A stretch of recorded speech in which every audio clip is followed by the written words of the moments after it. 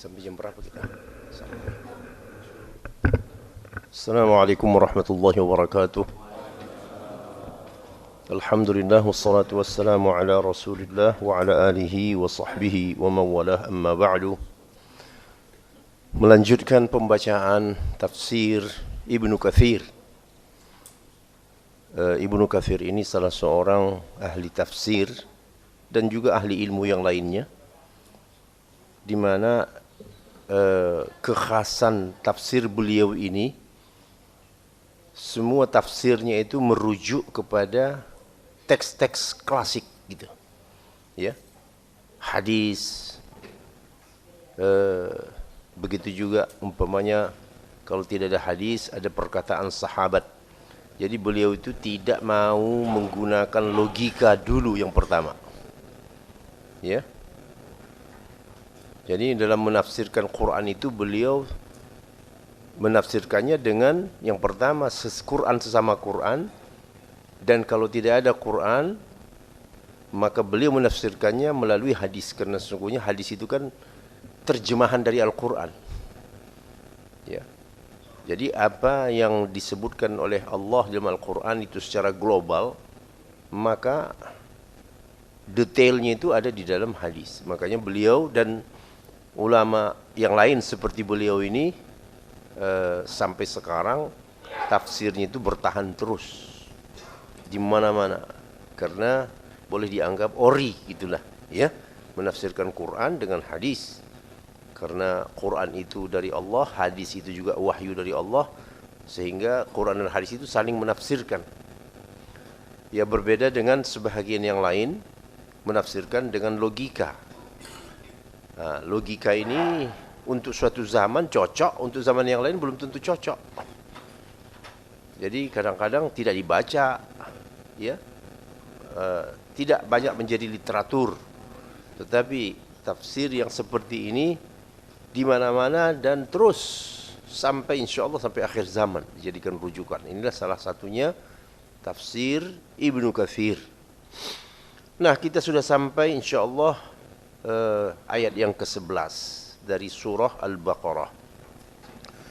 Ini masih rangkaian sifat-sifat munafik. Kita sudah menyampaikan yang lalu, di mana kalau kita lihat tiga golongan yang Allah sebutkan di Al-Baqarah, di awal-awal Al-Baqarah ini,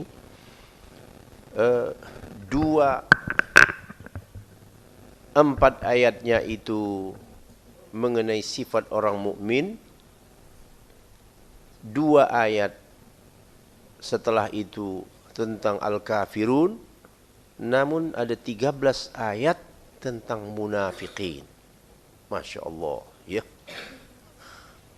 Sampai 13 ayat tentang munafikin itu.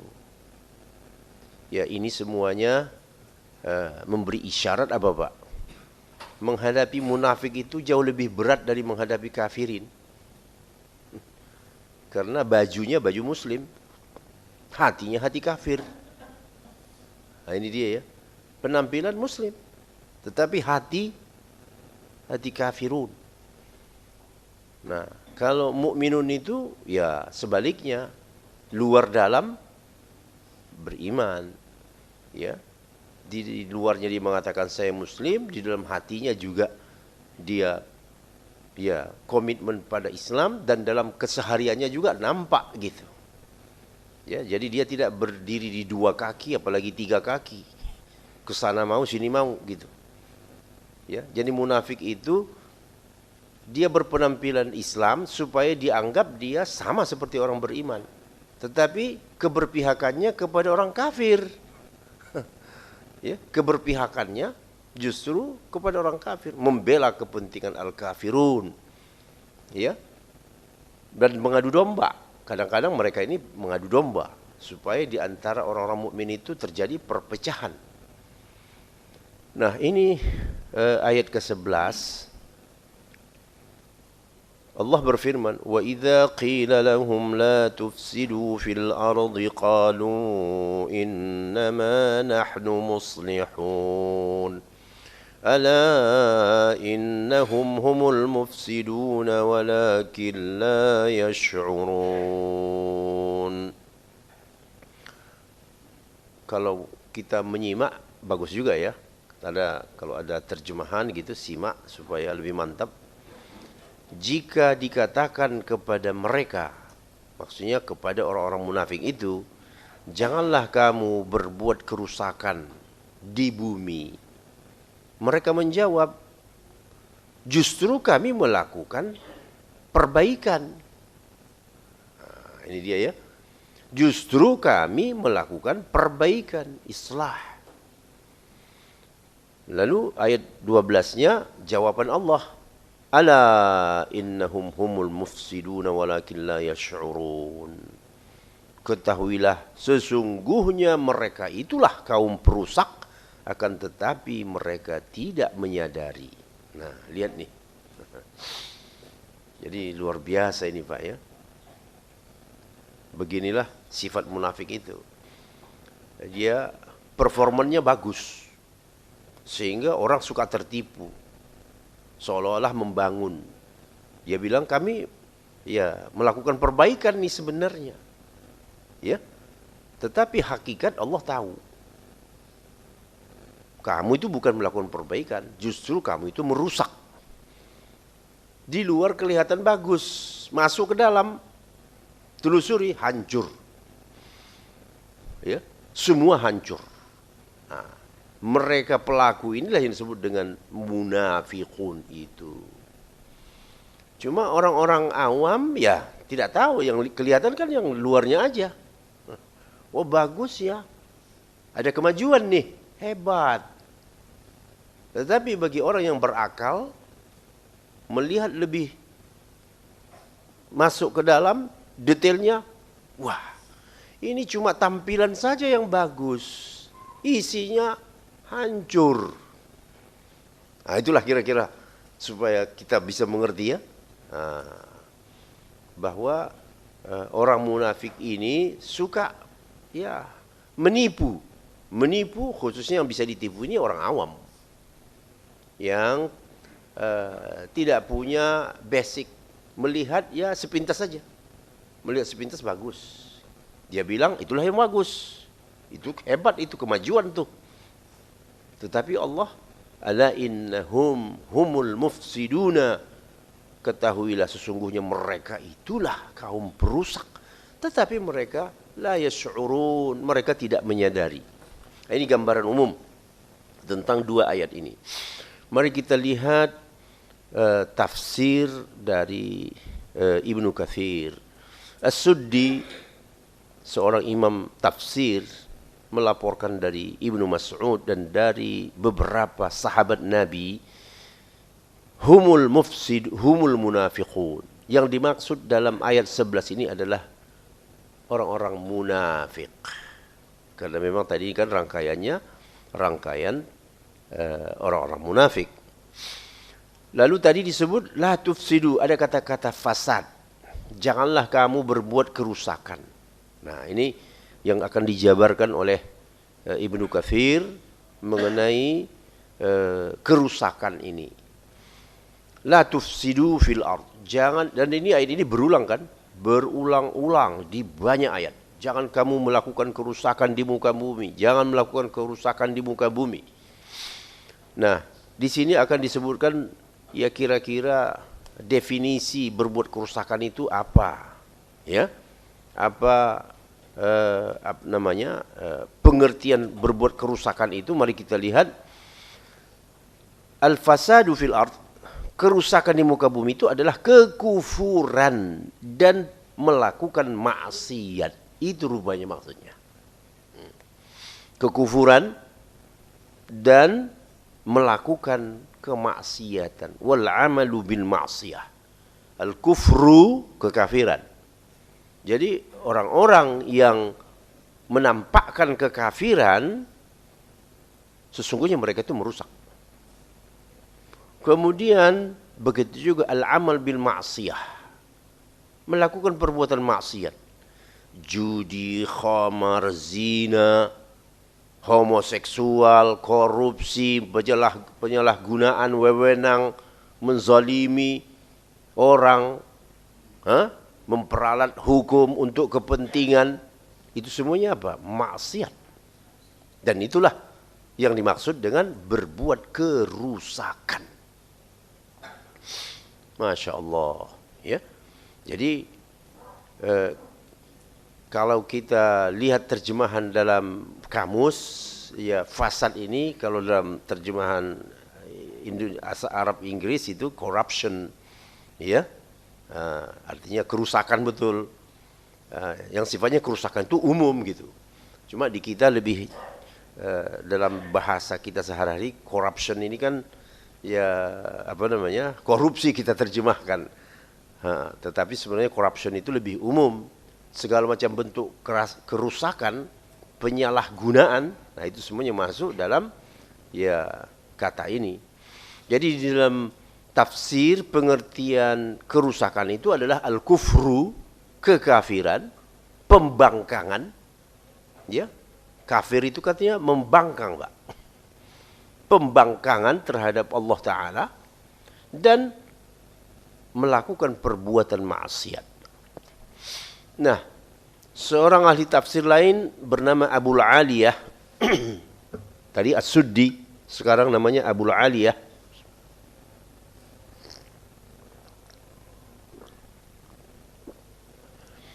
berkata, la tufsidu fil ardi, itu artinya apa? La ta'su fil ardi, jangan kamu bermaksiat di muka bumi. Enggak jauh-jauh ya. Tidak jauh dari yang pertama tadi. Jadi kata Allah, la tufsidu fil ardi, la ta'su fil ardi, jangan kamu bermaksiat di muka bumi. Dan kerusakan mereka itu adalah bermaksiat kepada Allah. Begitu, bermaksiat, durhaka, ya, melanggar aturan-aturan yang sudah Allah tetapkan. Karena siapa yang bermaksiat kepada Allah di muka bumi atau menyuruh orang untuk berbuat maksiat kepada Allah atau membacking perbuatan maksiat, maka sesungguhnya dia telah melakukan kerusakan di muka bumi. Karena bagusnya bumi dan langit ini hanya dengan ketaatan. Begitu.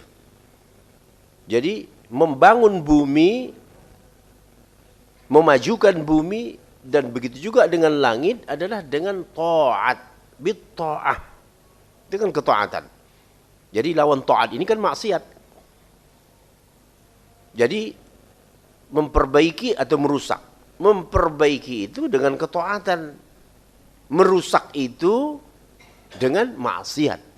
Nah, jadi ini dua kata ini senantiasa, ya, kalau memperbaiki, salah, islah, berbuat kebaikan. Memperbaiki. Ya. Caranya seperti apa? Dengan taat. Dengan ketaatan, ikuti perintah, ikuti aturan.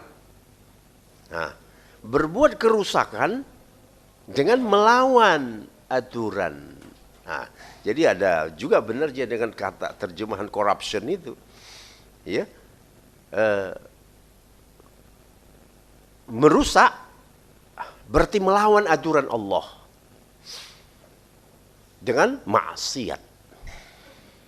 Jadi siapa yang bermaksiat kepada Allah di muka bumi atau mendukung kemaksiatan, maka sesungguhnya dia telah melakukan kerusakan di muka bumi. Karena lawannya kerusakan adalah membangun, memperbaiki bumi dan langit, itu dilakukan dengan cara taat. Imam Mujahid, ya, Imam Mujahid menambahkan, apabila mereka doyan dengan perbuatan maksiat, ya, artinya semangat dalam melakukan maksiat kepada Allah ini, lalu dikatakan kepada mereka, jangan kamu lakukan itu, la taf'alu kadza wa kadza, jangan kamu lakukan perbuatan-perbuatan maksiat itu. Jawaban mereka apa? Oh, justru kami berada di atas petunjuk dan kami melakukan perbaikan. Inilah maksud dari ayat tadi. Ibnu Jarir, seorang ahli tafsir yang lain, fa ahlun nifaq. Jadi orang munafik itu kadang-kadang disebut ahlun nifaq. Adalah kaum perusak di muka bumi dikarenakan mereka berbuat maksiat kepada Tuhan mereka, ya, dan mereka terus melakukan perbuatan yang dilarang. Juga mereka mengabaikan kewajiban-kewajiban yang Allah tetapkan dan meragukan agama Allah, al-Islam. Mereka ragu. Mereka ragu kalau Islam ini bisa dipakai sebagai konsep atau acuan dalam membangun bumi, membangun manusia. Mereka ragu. Kata mereka, ya itu kan masa lalu itu. Nah, sekarang sudah berbeda, jadi kita tidak bisa lagi pakai Islam. Ya, mungkin itu dulu cocok Islam itu, tapi sekarang zaman global nggak bisa pakai Islam lagi. Nah, ini munafik itu. Ya, jadi kaum yang merasa ataupun meragukan kesesuaian Islam untuk mengatur kehidupan di setiap zaman, merekalah yang dikatakan munafik itu. Tidak persoalan mereka ya Jumatan, mereka puasa-puasa juga, ya mereka haji-haji juga. Karena munafik itu ya secara keseharian tidak bisa dibedakan. Tetap saja sama seperti kaum muslimin yang lainnya. Yang membedakan mereka itu apa? Cara berpikir. Ya, cara berpikirnya. Ketika seorang menganggap Islam itu sudah tidak cocok lagi untuk dipakai dalam kehidupan di zaman apapun, mereka itulah yang dikatakan munafik itu. Jadi supaya lebih gampang Pak ya, gampang mengidentifikasi siapa sebenarnya munafik itu. Orang-orang yang merasakan tidak cocok lagi pakai Islam itu, nggak bisa dipakai lagi zaman sekarang. Kita ini zaman apa? Itulah dikatakan munafik itu. Ya. Jadi kalau begitu bisa mayoritas manusia ini munafik, betul enggak? Betul kan? Secara jumlah bisa mayoritas munafik. Karena mereka sudah sekian puluh tahun dibentuk atau dididik dalam sistem sekuler. Dari mulai masuk sekolah sampai doktor, mereka dididik sekuler. Susah untuk berubah. Mereka justru mengatakan ya agama itu ya ada tempatnya. Jadi memang kesalahan pertama itu dalam mendefinisikan Islam. Islam tidak boleh didefinisikan sebagai religion. Tidak boleh. Ini semuanya salahnya dari awal, salah menterjemah Pak. Kalau di luar Islam itu boleh kamu definisikan sebagai religion. Islam tidak boleh. Islam itu way of life, bukan religion.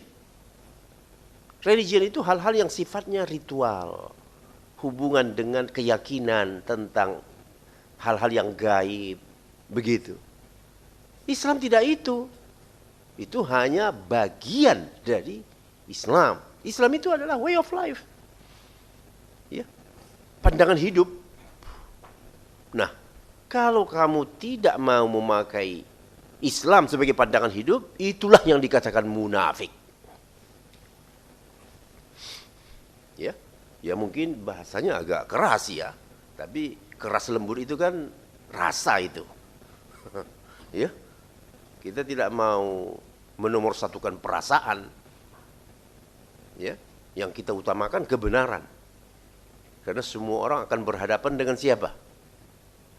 Allah di yaumul qiyamah. Untuk apa kita mengorbankan hidup untuk menyenang-nyenangkan orang?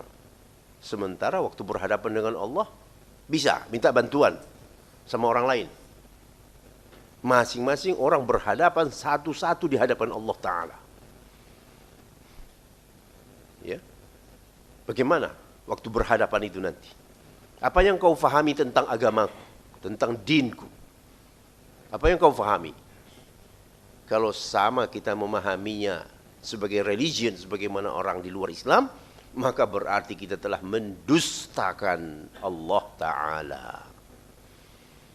Jadi dari sini dulu Pak, kesalahan itu dari sini.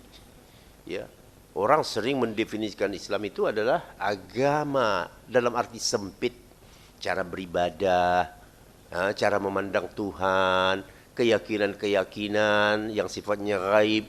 Islam tidak hanya itu. Islam itu sekali lagi adalah pandangan hidup yang mengarahkan otak kita ini. Apa pandangan kamu terhadap alam? Pandangan hidup kamu tentang manusia ini apa? Jadi itulah yang dikatakan Islam itu. Nah, lalu tadi kita sudah melihat perkataan Imam Ibnu Jarir, orang munafik itu meragukan agama Allah. Ya, ragu. Kata dia, ya itu dia lagi. Islam itu mungkin cocok untuk masa lalu. Sekarang udah nggak bisa lagi. Kemudian mereka mendustakan orang-orang beriman. Wa kadzbihim al-mu'minin bida'wahum ghayra ma hum muqimuna 'alaihi min asy-syakki war-raib. Ya, hari gini masih pakai agama. Nah, ini bahasa-bahasa orang munafik ini ya. Hari ini masih bawa-bawa agama mengurusi urusan publik. Ini bahasa orang munafik nih. Kita ini di zaman apa? Kenapa masih bawa-bawa agama? Yang mereka maksud agama itu adalah Islam. Ya. Jadi mereka ragu, bahkan memang tidak percaya. Tidak percaya kalau mengurusi dunia sekarang ini memakai konsep Islam. Awas, hati-hati. Jangan-jangan kita juga termasuk orang yang punya paradigma seperti itu. Ya. Kalau kita termasuk yang begitu, ya masih ada kesempatan Pak. Untuk apa? Bertaubat. Ya. Kembali ke belakang. Kembali ke jalan yang lurus. Nah.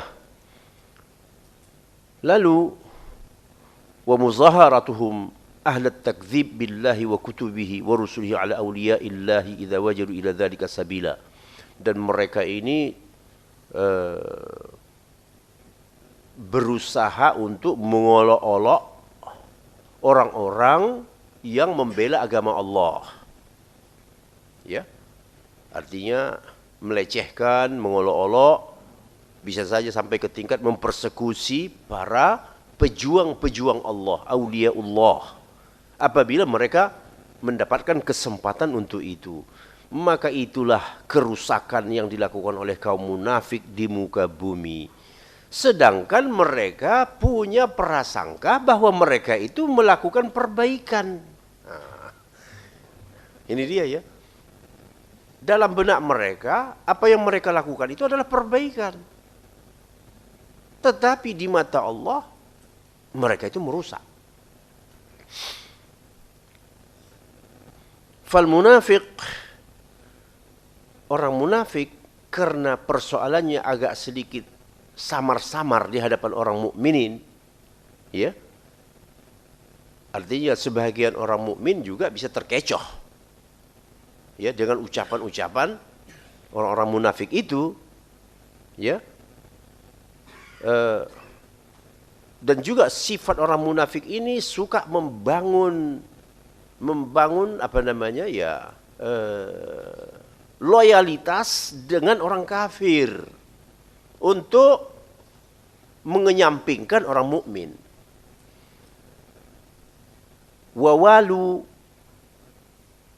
Wawalal kafirina 'alal mu'minin walau annahu, ya, jadi mungkin kalau kita melihat secara global, ya, siapa yang mendukung negara Israel? Kan sebahagian pemimpin-pemimpin negara muslim, betul enggak? Ini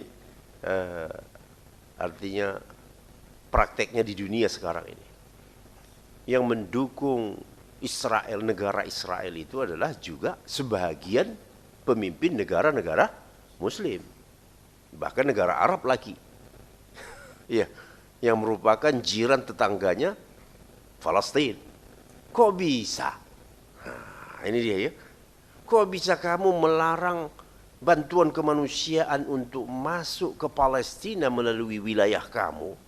Padahal Palestina itu saudara kamu.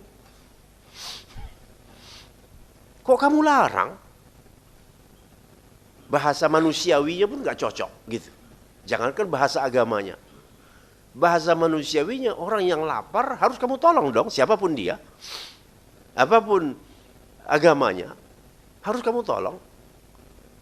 Ini justru mereka ini darah daging kamu. Sama seperti kamu. Menyembah Tuhan yang sama. Kok kamu halangi? Nah, ini supaya Bapak makin jelas ya. Siapa sosok munafik itu? Mereka itu lebih menjalankan agenda orang kafir untuk menghadapi kaum mukminin, mengorbankan orang-orang mukmin. Jadi biar saja ya, saudara-saudara mereka itu mati kelaparan, ya,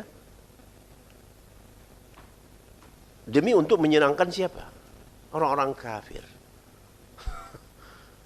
Dan itu kita lihat, kalau dijumlahkan itu dari negeri-negeri muslim, wabil khusus negara-negara Arab itu, inna lillahi wa inna ilaihi raji'un. Rata-rata penguasa negara-negara Arab itu tidak berpihak kepada siapa? Palestina. Paling yang berpihak itu seperti Qatar. Ya, itu yang paling artinya yang jelas-jelas. Selebihnya main mata. Ya, Turki yang lebih jauh, Qatar, Turki, hanya itu saja yang kita lihat pembelaannya jelas itu kepada Palestina. Selebihnya ya pura-pura tidak tahu atau main belakang. Nah, jadi inilah kita diingatkan dengan ayat ini, ya, mereka mengakunya melakukan perbaikan, tetapi di mata Allah mereka sesungguhnya kaum perusak. Adapun simbol-simbol yang luar ini, gamis, sorban, itu siapa saja bisa pakai, Pak. Itu kan pakaian luar namanya. Ya. Itu hanya ya casing saja itu. Gamis, sorban, ya. Iman tidak di situ. Iman ada di sini. Dan dalam sikap pembelaan itu. Dari situlah sebenarnya mengetahui hakikat keimanan seseorang. Nah, wa idza qila lahum la tufsidu fil ardi qalu innama nahnu muslihun. Apabila dikatakan kepada mereka, jangan kamu berbuat kerusakan di bumi, mereka menjawab, justru kami melakukan perbaikan, muslihun. Ya, dalam terjemahan si pengarang di sini, kami mau mengkompromikan antara dua kelompok ini, mukminin dan kafirin. Nah, ini dia, Pak. Kami mau menjadi jembatan antara kaum mukminin dengan kafirin, dan kami mau mendamaikan di antara mereka ini. Ini bahasa-bahasa manis mereka itu ya. Kami mau mendamaikan antara mukminin dengan kafirin. Jadi kami mau berada di tengah. Awas, hati-hati nih. Ya. Qala Ibnu Abbas berkata, innama nahnu muslihun, sesungguhnya kami ini justru kaum yang ingin melakukan perbaikan. Kami mau mendamaikan antara dua kubu al-mu'minin dan ahlul kitab. Makin jelas, Pak. Ahlul kitab ini yang dimaksud Yahudi dan Nasara. Jadi pihak yang mengklaim dirinya ingin mendamaikan antara dua kubu ini, ternyata menurut para ahli tafsir mereka lah yang disebut apa? Yang disebut siapa? Munafiqun. Ya. Tidak tanggung-tanggung Ibnu Abbas. Ibnu Abbas ini ya boleh kita sebut pendekarnya tafsir sahabat Nabi. Ya. Yaqulullah Ta'ala, ala innahum humul mufsiduna walakin la yash'urun. Ketahuilah bahwa sesungguhnya mereka itulah kaum perusak, akan tetapi mereka tidak menyadari. Ala inna hadzal ladzi yaz'umuna annahu islahun huwa ainul fasad walakin min jahlihim la yash'uruna bikaunihi fasad. Ketahuilah bahwa apa yang mereka klaim sebagai perbuatan, sebagai sikap memperbaiki, justru itulah sesungguhnya kerusakan itu. Tetapi karena kejahilan mereka untuk melihat sebuah hakikat, membuat mereka tidak menyadari bahwa tindakan mereka itu adalah sebuah kerusakan. Selesai ayat 11 dan 12. Ya. Jadi alhamdulillah kita sudah mendapatkan sebuah pencerahan mengenai satu di antara sekian banyak sifat munafik. Ya. Klaim bagus. Narasinya Masya Allah, mengagumkan. Tetapi ketika masuk ke dalam, baru kelihatan boroknya. Ya. Jadi ya memang munafik itu tidak bisa lepas dari bohong dan curang. Itu dia itu. Bohong dan curang. Itu adalah dua di antara sekian sifat munafik. Karena tujuannya adalah untuk menipu orang. Menipu orang. Jadi harus dia gunakan alat bohong dan curang. Jadi siapa saja yang terlibat dalam bohong dan curang ini, dipastikan itu adalah kaum munafik. Lalu kita beranjak ke ayat 13. Wa idza qila lahum aminu kama amana an-nas qalu anu'minu kama amana as-sufaha ألا إنهم هم السفهاء ولكن لا يعلمون. Apabila dikatakan kepada mereka, tadi juga apabila dikatakan ya. Sekarang apabila dikatakan kepada mereka, berimanlah kalian sebagaimana orang-orang telah beriman. Ya, ayolah kamu seperti orang-orang berimanlah. Ya, kembalilah kamu kepada jalan yang benar. Jadikanlah Islam ini sebagai pandangan hidup kamu, sebagaimana orang beriman. Apa jawaban mereka, Pak? Qalu, mereka menjawab, apakah kami mau beriman sebagaimana berimannya orang-orang bodoh? Masya Allah ya, tidak tanggung-tanggung Pak. Jadi mereka menganggap orang-orang beriman itu bodoh. Ya. Atau bahasa sederhananya berpendidikan rendah. Ya. Itu kan orang-orang beriman itu berpendidikan rendah. Lalu Allah menjawab apa? Ala innahum humus sufaha walakin la ya'lamun. Justru sesungguhnya merekalah yang bodoh, tetapi mereka tidak mengetahui. Nah, yang susah orang bodoh tidak tahu akan kebodohannya. Ini dia yang susah ini. Kalau orang bodoh tahu dirinya bodoh, dia akan belajar, dia akan meningkatkan pengetahuannya. Tetapi kalau sudah orang bodoh merasa diri pintar, ini yang paling bahaya. Ya. Jadi apabila dikatakan kepada mereka, berimanlah kamu. Ya, karena sesungguhnya Islam kan sudah ada, sudah kamu ketahui, sudah sampai ke tangan kamu. Quran sudah, ya, petunjuk-petunjuk Nabi sudah, ya. Dan kamu kalau tidak tahu bisa bertanya. Apalagi di zaman teknologi informasi yang begitu dahsyat, apa saja tentang seluk-beluk Islam ini kita bisa gali, ya. Kalau dikatakan kepada mereka, berimanlah kamu sebagaimana orang-orang telah beriman. orang-orang yang beriman kepada Allah, pada malaikatnya, kepada kitab-kitabnya, rasul-rasulnya, dan kebangkitan setelah mati, kemudian surga dan neraka, dan yang selain itu yang telah dikhabarkan ya oleh Allah kepada orang beriman, dan taatlah kamu kepada Allah dan Rasulnya dalam imtithalul awamir, melaksanakan perintah, meninggalkan larangan. Jawaban mereka, apakah kami beriman sebagaimana berimannya orang-orang bodoh? Jadi yang mereka maksudkan di sini ini adalah ashabu Rasulillah. Dan yang mereka anggap bodoh itu adalah sahabat-sahabat Nabi. Ya. Yaqulun, mereka berkata, apakah kami mau menjadi mereka-mereka itu? Ya, istilahnya mungkin enggak level dong. Nah, gitu ya. Apakah kami mau setara dengan mereka? Ya enggak level. Ya, mereka itu orang-orang bodoh, orang berpendidikan rendah. Iya. Di sini kata yang digunakan as-safih, sufaha. Sufaha itu jamak dari kata safih.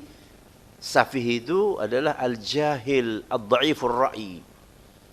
Ya, kurang informasi dan tingkat intelektualitasnya juga rendah. Nah, ini tuduhan mereka ya.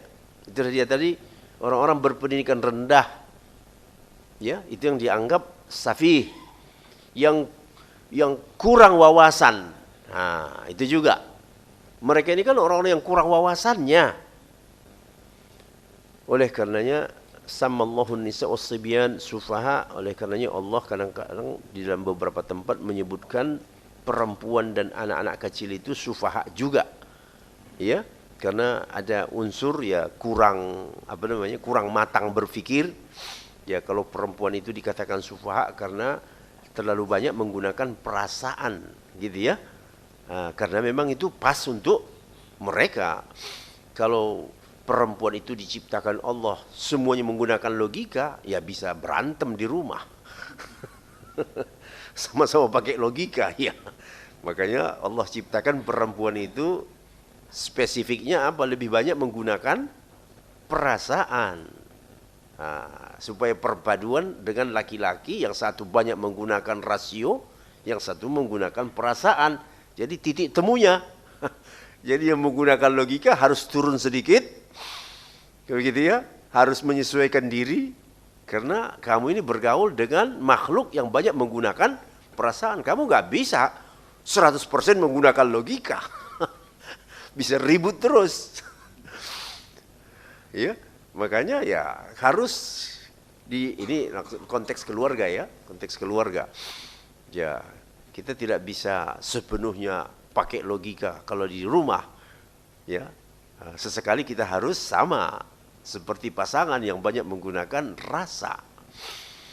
Makanya dalam penamaan antara perempuan dan anak-anak kecil itu juga di dalam beberapa teks disebut juga sufaha. Sufaha. Tapi bukan berarti tell me, bukan begitu maksudnya ya. Akan tetapi lebih kepada kurang ya, kurang kurang matang dalam cara berpikir. Ala innahum humus sufaha.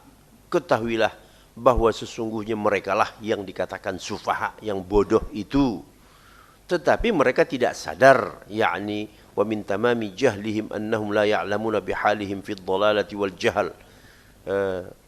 Dan kesempurnaan jahil mereka itu, mereka tidak mengetahui kondisi real mereka yang telah berada dalam kesesatan dan kejahilan. Baik, jadi kalau diajak beragama, dalam tanda petik ya, kalau diajak taat gitu ya, diajak beribadah, tekun, melaksanakan perintah Allah, ayo perhatikan dong ibadah kamu kok nggak sholat ini, begitu ya. Kok kamu gak ada perhatian sama agama? Jawab mereka apa? Ini level kita kan gak sama dengan level orang-orang yang suka ke masjid itu. Ya, level kita ini kan sudah di atas.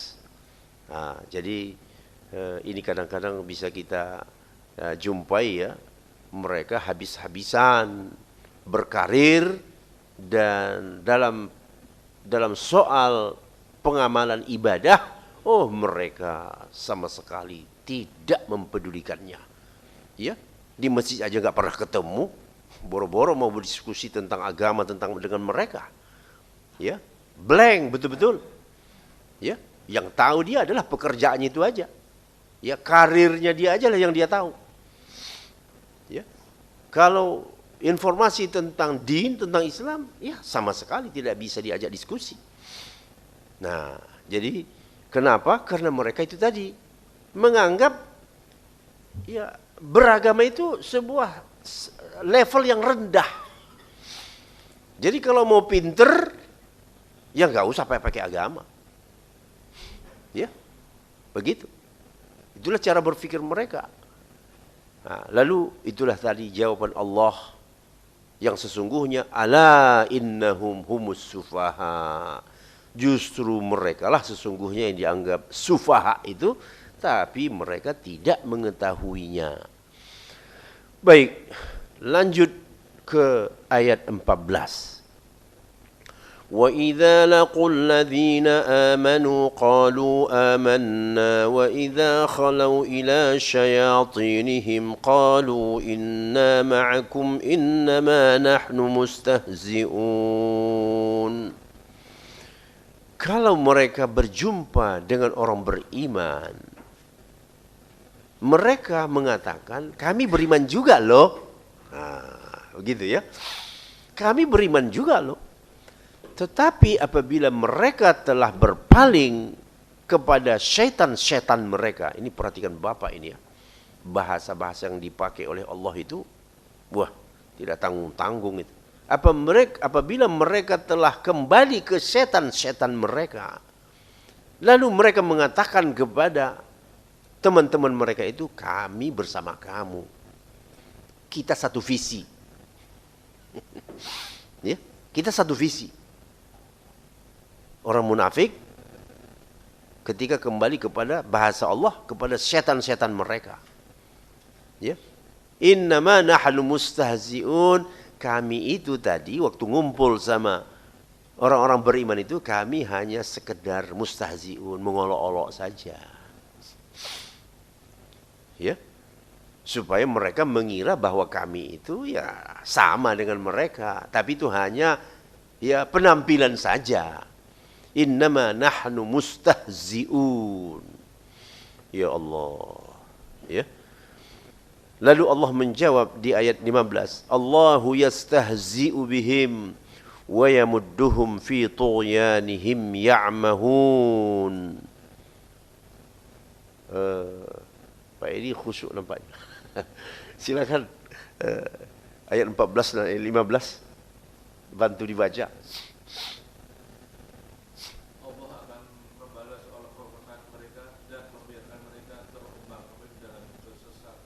Nah, itu dia. Itu jawaban dari Allah. Ya.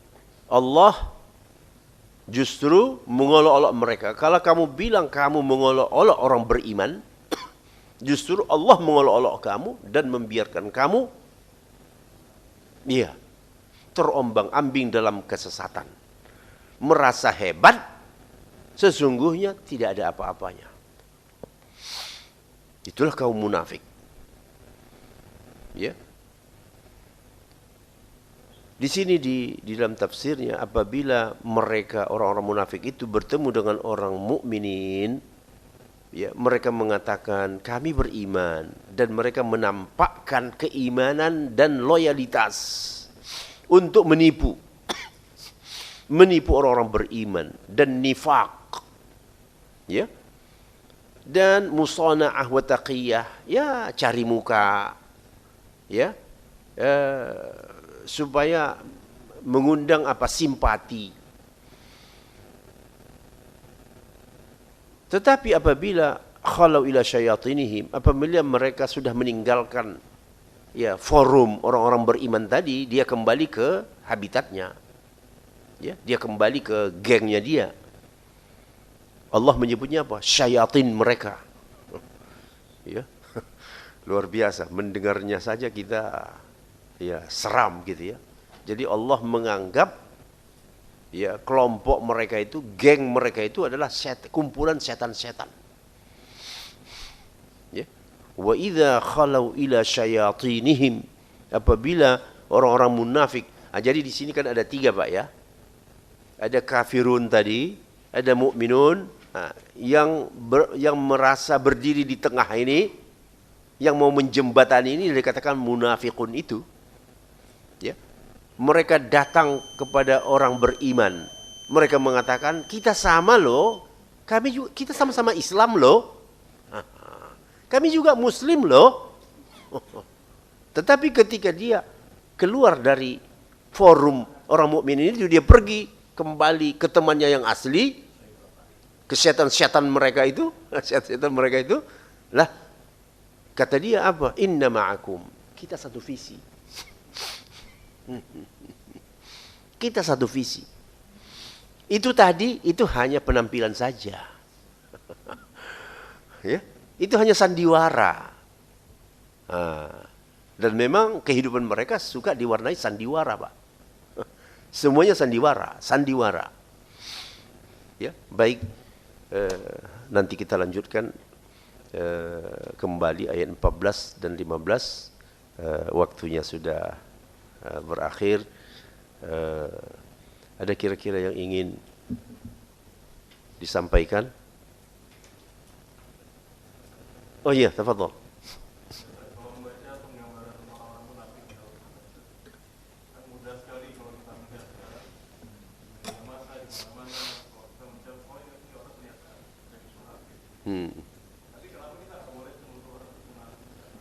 Iya, betul. Tetap aja ada koridor formal. Tidak boleh menuding si A munafik, tidak. Tapi sifat munafik boleh. Ini sifat munafik loh. Tetapi si A ini munafik, itu yang tidak boleh. Paling banter menyebutkan sifat dia ini sifat munafik. Kan gitu ya. Sifatnya sifat munafik, pembohong, ya. Begitulah, suka mencurangi kepentingan kaum. Ini sifat munafik ini. Tetapi untuk menuding si A ini munafik, oh jangan. Memang begitu, itu etikanya memang begitu. Karena yang langsung mentunjuk hidung munafik itu artinya tahu luar dalamnya. Yang tahu luar dalam itu sesungguhnya siapa? Allah. Kita tidak dapat wahyu kecuali Nabi. Kalau Nabi tahu. Dia bisa mengatakan si fulan munafik. Karena dia dapat wahyu. Kita nggak dapat wahyu. Kita tidak tahu isi dalam dia seperti apa. Paling banter bisa mengatakan ini adalah sifat orang-orang munafik. Ya. Kalau kita langsung main tembak si A ini munafik, kita sudah melakukan kesalahan. Kita bisa berdosa. Ya, kita bisa berdosa kepada Allah Ta'ala. Jadi hebat sekali ya ajaran Islam itu. Hebat sekali. Ya. Penuh dengan kehati-hatian. Ya. Namun kita harus cerdas melihat. Ini sifat munafik loh. Kita harus berhati-hati. Ya. Kan dulu di zaman Nabi ada di antara suara sahabat, bunuh saja ya Rasulullah itu munafik. Kan kamu baginda tahu siapa mereka. Bunuh saja. Ya, supaya tidak buat pusing gitu. Ya. Nabi bagaimana? Mengikuti? Enggak. Mereka tidak. Mereka dibiarkan saja oleh Nabi. Nanti di belakang hari orang mengatakan Muhammad telah membunuh temannya. Nah, itu pertimbangannya. Nanti di belakang hari orang-orang mengatakan, karena munafik ini ngakunya sebagai apa? Muslim. Orang yang nggak tahu persoalan, lihat tuh, Muhammad membunuh temannya sendiri, yang sholat di belakangnya kalau Jumatan. Padahal orang tidak tahu bahwa dia adalah sumber konflik. Nah, jadi begitulah hebatnya aturan dan etika di dalam Islam itu. Baik, mudah-mudahan apa yang kita dapat ini ya bisa kita cerna dengan baik ya, dan kita bisa kembali ke jalan yang Allah inginkan, jalan petunjuk dan hidayah dengan mengikuti kitabullah wa sunnah Rasulullah sallallahu alaihi wasallam. Sampai di sini dahulu. Aqulu qawli hadza wa astaghfirullah. Wassalamu alaikum warahmatullahi wabarakatuh. Subhanakallahu bihamdika asyhadu an la ilaha illa anta astaghfiruka wa atubu ilaik.